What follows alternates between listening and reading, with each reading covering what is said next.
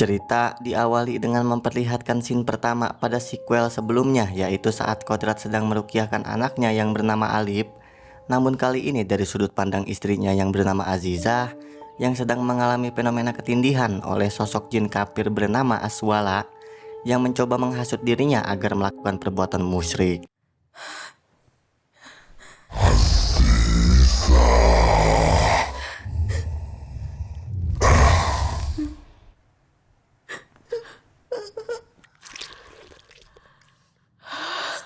Setelah anunya dianu-anuin oleh Aswala, Azizah pun berusaha melawan, dan saat terbangun ia pun melihat Alip sedang kesurupan ekstrim.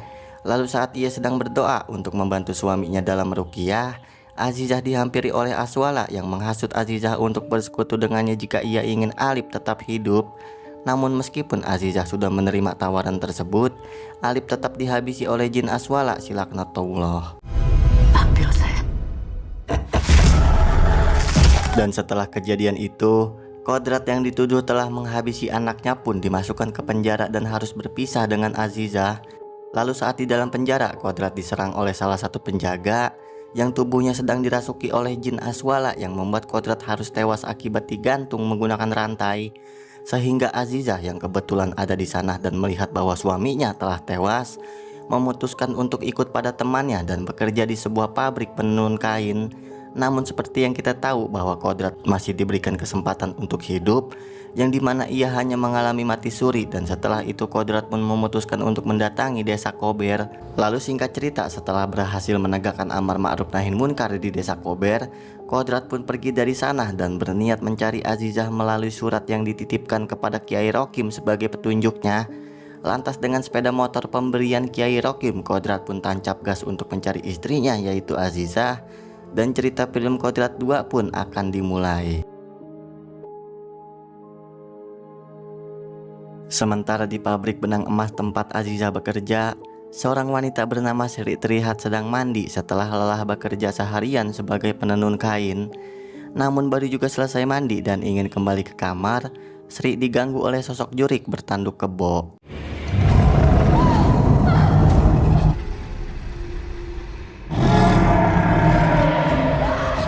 Dan saat ia kembali ke kamar mandi, Sri pun tidak menemukan siapapun. Lalu saat ia sedang bersembunyi, tiba-tiba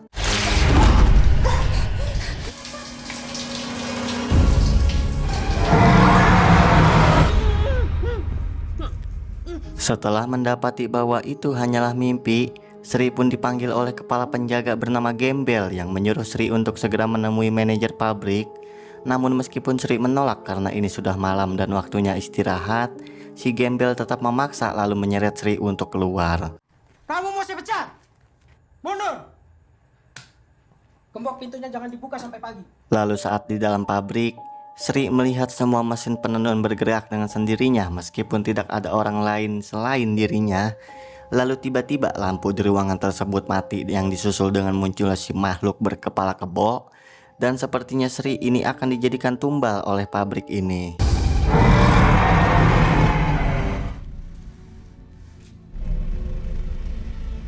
Sementara Azizah yang sedang berada di dalam kamar menemukan sebuah buhul di dalam tas milik Sri yang sepertinya itu adalah penyebab kenapa Sri dijadikan tumbal. Karena kasus seperti ini tidak hanya terjadi sekali, melainkan sudah banyak, dan salah satunya adalah teman mereka yang bernama Murni yang ditemukan tewas setelah dibawa oleh si Gembel dan antek-anteknya.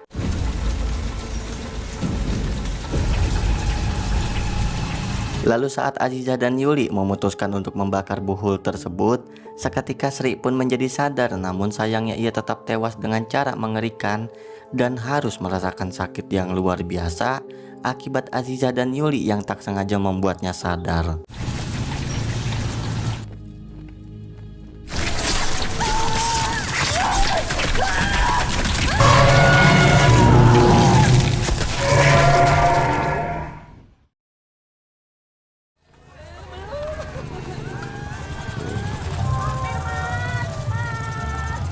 Sementara Kodrat yang baru saja tiba di sana langsung memesan makanan kepada penjual bakso karena ia sangat lapar setelah menempuh perjalanan jauh.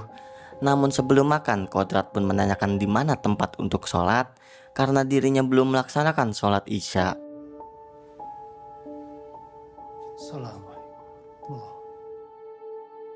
Setelah selesai sholat, Kodrat melihat seorang pria bernama Sukardi yang sedang dianiaya oleh beberapa penjaga. Lantas Kodrat yang memang adalah seorang ustadz tidak akan tinggal diam ketika melihat hal yang tidak benar terjadi di hadapannya. Maaf, saya bukan mau ikut campur. Jangan ikut campur.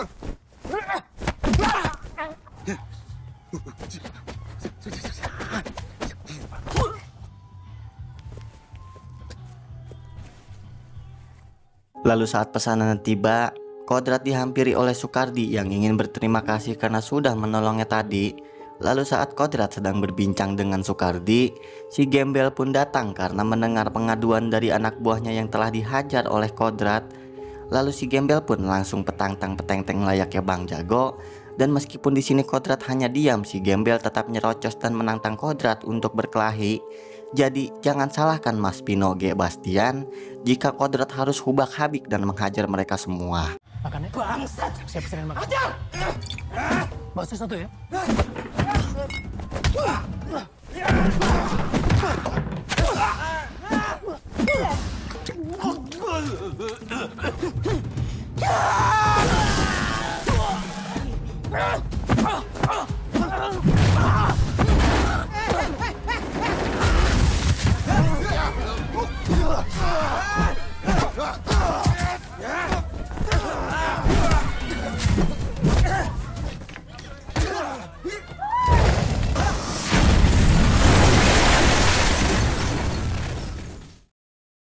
Lalu di pagi harinya, Sukardi pun bercerita yang dimana ia sedang menuntut penjelasan soal kematian istrinya yang bernama Murni. Dan waktu itu Sukardi diberitahu oleh manajer pabrik bahwa Murni meninggal dunia akibat kecelakaan saat ia sedang bekerja. Namun Sukardi tidak percaya begitu saja terhadap pernyataan tersebut, mengingat kematian istrinya yang begitu janggal. Awal tahun ini aja udah ada yang mati satu karyawannya. Masa sekarang kejadian lagi? Dan tak lama berselang, dua orang bapak-bapak pun datang dan sedang membicarakan soal temuan jasad Sri dengan kondisi setengah badan. Hal itu membuat Sukardi menjadi semakin yakin bahwa ada hal yang tidak beres dengan pabrik benang emas. Lantas ia pun mengajak Kodrat untuk mendatangi kembali pabrik tersebut. Waktu dibangun pabrik itu, pakainya membeli kepala kerbau Jo. Itu kecelakaannya di pabrik yang mana ya? Pabrik benang emas. Lalu saat dalam perjalanan, Kodrat melihat Sukardi sedang merokok dengan cara kekelepusan seperti orang sedang kesurupan. Yang ternyata Sukardi memang benar-benar sedang kesurupan oleh jin suruhan seseorang yang ingin mencelakai mereka berdua. Sukardi.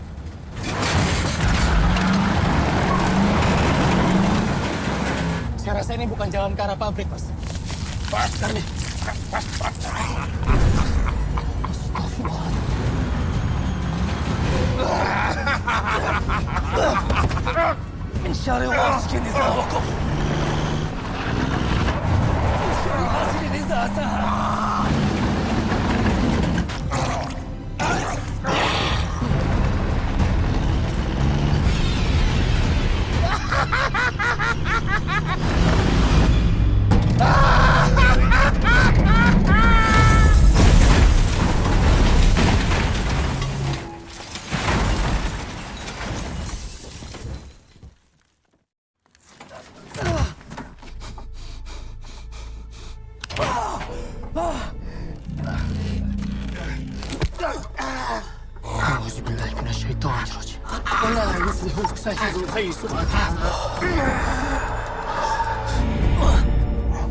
Dan setelah Kodrat berhasil mengusir jin tersebut, ia pun melihat buhul yang sengaja ditaruh oleh pihak pabrik di bungkusan rokok milik Sukardi untuk mencelakai mereka berdua. Beralih ke Aziza dan Yuli yang memutuskan untuk menyelidiki kebusukan pabrik dengan cara mindik-mindik dan menyelinap masuk ke sebuah gedung terbengkalai yang biasa digunakan untuk berkumpul oleh para petinggi pabrik. Dan tanpa diduga Sukardi dan Kodrat juga melakukan hal yang sama dengan cara membuat keributan agar Sukardi dibawa masuk oleh para penjaga ke dalam area tersebut. Sementara Kodrat memanfaatkan keributan yang Sukardi buat dengan cara menyelinap ke kolong mobil dan menggelayutkan tubuhnya di sana. Turun kamu, turun semuanya. Tidak ada apa-apa. Jelasin, terjalan antara murni. Saya, ikut jelaskan ke saya. Dicurus saja juga. Setelah Azizah dan Yuli berhasil menyelinap masuk ke dalam gedung, mereka berdua pun melihat para petinggi pabrik sedang menjalani ritual sesat dengan dipimpin oleh seorang dukun yang kita panggil saja beliau Mbah Sampo. Lalu setelah itu mereka berdua pun melihat siluet dari makhluk mengerikan, yaitu makhluk berkepala kebo yang pernah Seri lihat sebelum ia tewas dijadikan tumbal. Saat mereka berdua ketakutan dan hampir ngompol di cangcut, keduanya pun bergegas pergi. Namun sayangnya Mbah Sampo menyadari hal tersebut dan langsung menyuruh rekannya untuk mengejar. Dan lebih sialnya lagi, Azizah malah kesleo. Lalu ia pun menyuruh Yuli untuk kabur saja dan tinggalkan dirinya. Mari Mbak, cepat Mbak. Maafkan aku, Zah.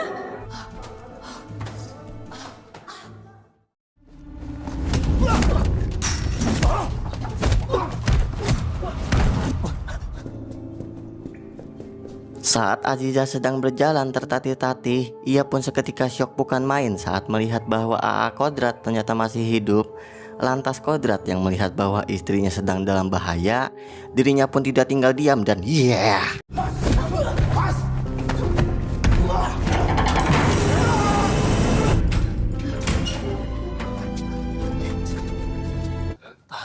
Tahan.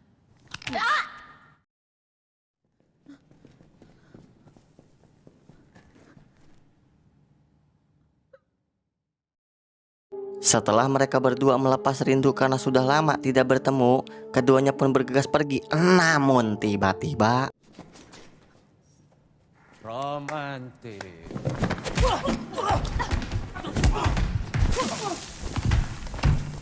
lantas dengan gaya yang so keren, Mbah Sampo berhasil melumpuhkan Kodrat meski hanya menggunakan serbuk. Saat terbangun, Kodrat mendapati dirinya sudah terikat di sebuah kursi dan sedang diinterogasi.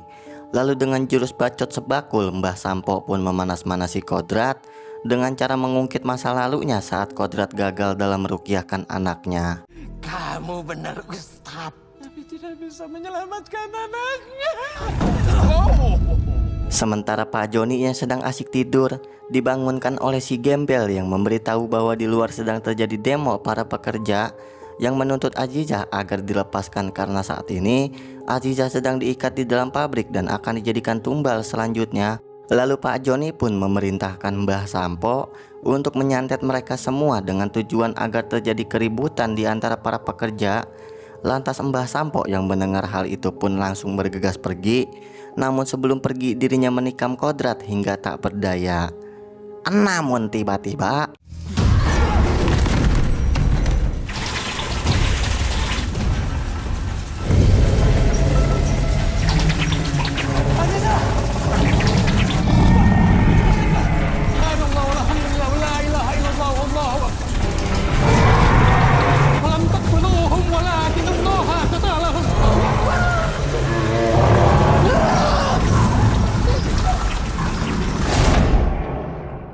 dan untungnya Kodrat berhasil meruqyahkan Azizah yang hampir mati akibat tubuhnya yang sedang dikendalikan oleh jin.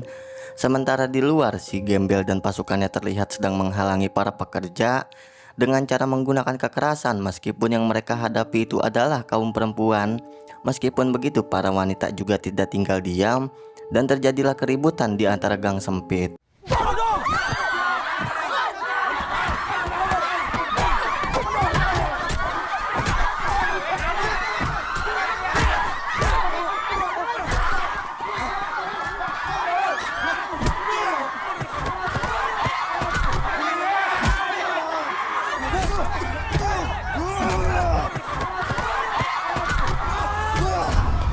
Sementara itu di sisi lain, Mbah Sampo pun mulai menjalani ritual untuk mengerjai para pekerja agar tubuh mereka semua dirasuki oleh jin. Lantas setelah itu para pekerja pun satu persatu mengalami kesurupan yang membuat keributan itu pun semakin menjadi-jadi.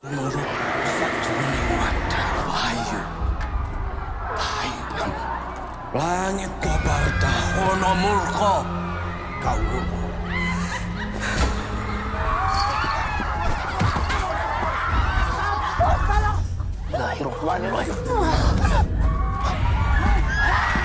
Lantas karena melihat situasinya sudah tidak terkendali, Kodrat pun menggunakan kemampuan spesialnya yaitu meruqyah secara massal.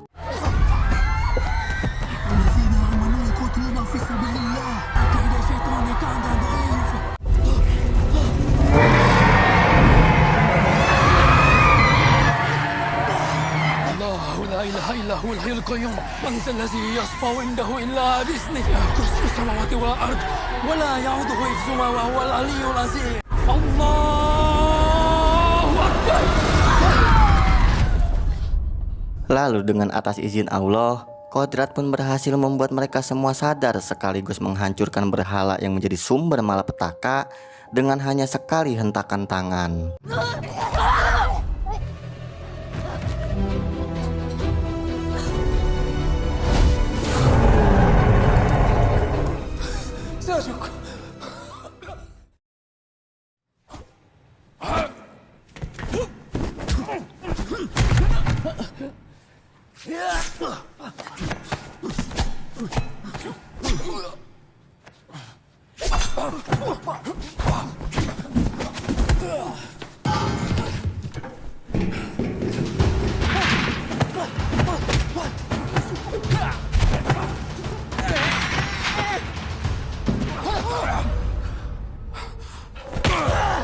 Karena sudah diampuni berkali-kali namun tetap saja melawan, Kodrat pun terpaksa harus melumpuhkan Mbah Sampo hanya dengan sekali tendangan hingga dirinya ngajongkeng tidak walang kaya.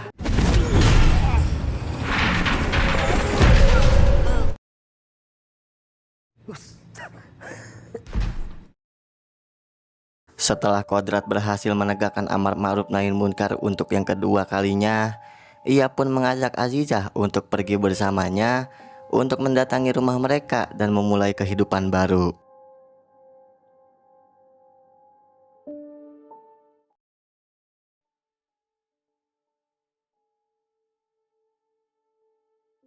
Singkat cerita, mereka pun akhirnya tiba di sana meskipun rumah tersebut tidak ada listrik akibat terbengkalai terlalu lama. Akan tetapi Kodrat tetap percaya diri bahwa ia bisa memperbaiki semuanya dan membangun kembali rumah tangganya yang kacau akibat diganggu oleh jin.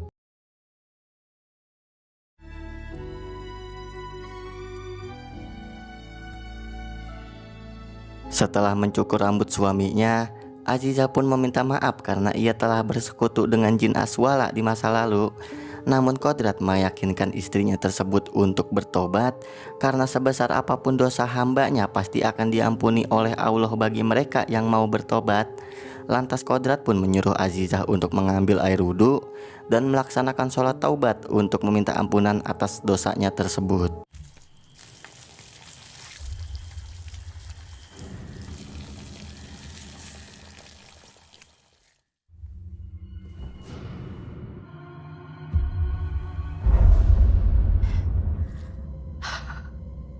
Wah.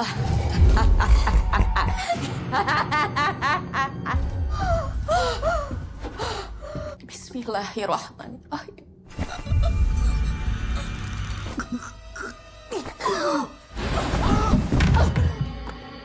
Namun seperti yang bisa kita lihat, bahwa pengaruh dari jin Aswala itu begitu dahsyat dan masih melekat pada tubuhnya Azizah. Sementara itu Kodrat pun menyadari bahwa adanya hal yang tidak beres, dan ia pun melihat Azizah sedang diperdaya oleh Aswala.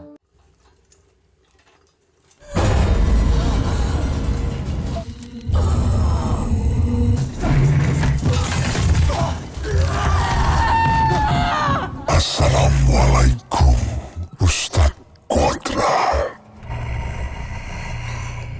Kan dia yang kau inginkan. Jadi sekarang lepaskan dia. Kecuali kau sujud dan sembah aku. Saat sedang tunduk untuk menuruti permintaan Aswala, Kodrat diam-diam ternyata tetap berzikir agar imannya tidak luntur ataupun goyah. Namun Aswala yang memang adalah seekor jin mengetahui hal tersebut dan menyuruh Kodrat untuk bersujud di hadapannya jika ia ingin Azizah tetap selamat. Namun seperti yang kita tahu bahwa Kodrat memiliki iman yang begitu kuat sekaligus tebal yang bahkan dompet pejabat korup pun tidak mampu menandinginya. Hal tersebut terbukti saat Kodrat sedang bersujud di hadapan Aswala. Dirinya masih membaca ayat-ayat Al-Quran yang menjadi petanda bahwa sujudnya tersebut dituju bukan untuk Aswala melainkan untuk Allah Subhanahu wa Ta'ala, Zat yang maha segalanya.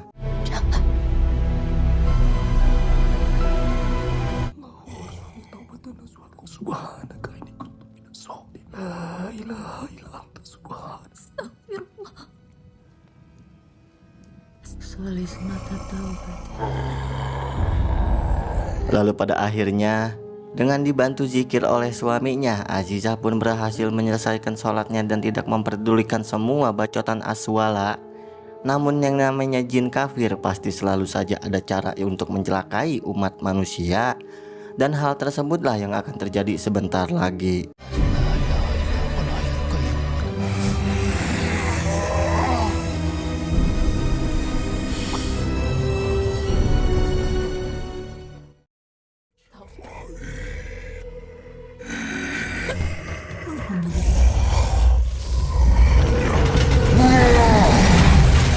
Bismillahirrahmanirrahim. Allazi la yadurru ma ismihi syai'un fil ardi wala fis samai wa huwa samiul alim. Iya, Azizah pun mengalami sekarat setelah tubuhnya terhantam lemari untuk melindungi Kodrat. Lantas sebagai suami yang baik, Kodrat pun menuntun Azizah untuk mengucapkan kalimat syahadat agar istrinya tersebut tetap membawa nama Allah saat nyawanya dicabut. Aduh Allah.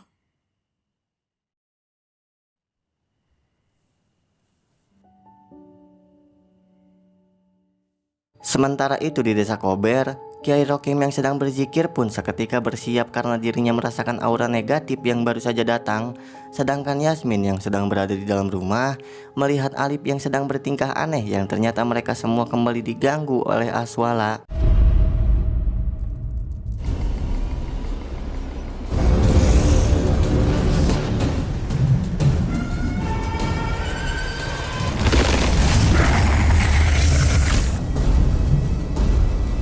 Sementara Kodrat yang baru saja mengubur jenazah istrinya juga merasakan firasat buruk dan ia pun langsung bergegas pergi untuk mendatangi desa Kober untuk membantu Kiai Rokim dalam menghadapi jin Aswala yang tidak ada kapok-kapoknya mengganggu kedamaian di desa Kober.